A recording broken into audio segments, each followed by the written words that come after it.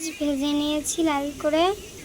এর ভেতরে দারচিনি দিয়ে দিব কয়েকটি টুকরা, দিয়ে দিব কিছুটা এলাচ এবং তেজপাতা দিয়ে দিয়েছি 3টি টুকরো।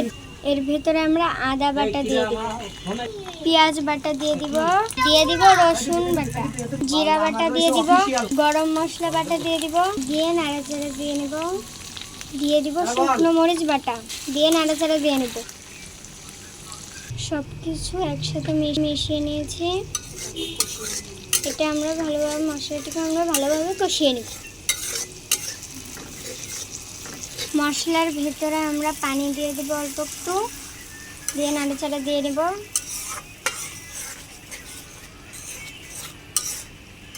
মশলাটি যেন লেগে না যায় তার জন্য আমরা পানি দিয়েছি।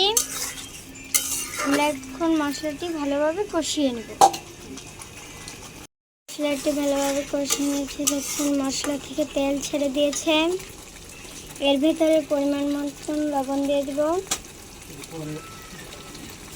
পরিমাণ মতন হলুদ দিয়ে দিব, দিয়ে নাড়াচাড়া দিয়ে নেব। মশলাটা আমরা ভালোভাবে কষিয়ে নেব। আমরা এখানে 6টি কোয়েল পাখি কেটে ধুয়ে নিয়েছি।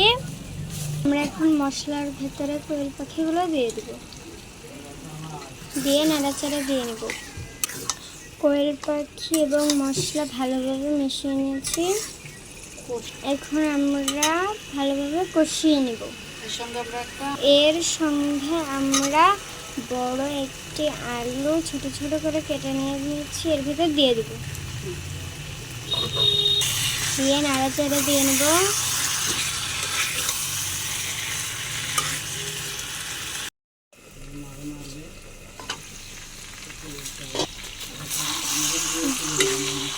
নাড়াচাড়া দিয়ে নেব। আমরা মাংসটাকে ভালোভাবে কষে নিয়েছি। এর ভেতরে পরিমাণ মতন পানি দিয়ে দেব।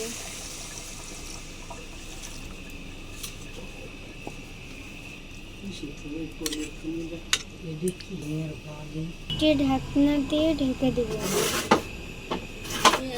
ফিরে আসছি 10 মিনিট পর।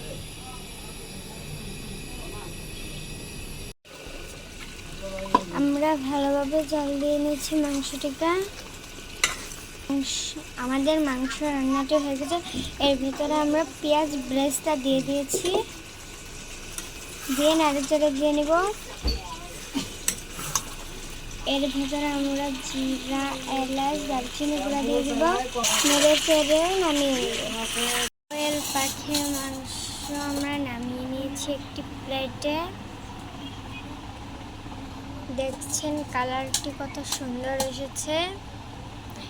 কোয়েল পাখি বাসায় এনে এভাবে করে রান্না করে খেয়ে দেখবেন, অনেক ভালো এবং সুস্বাদু হবে।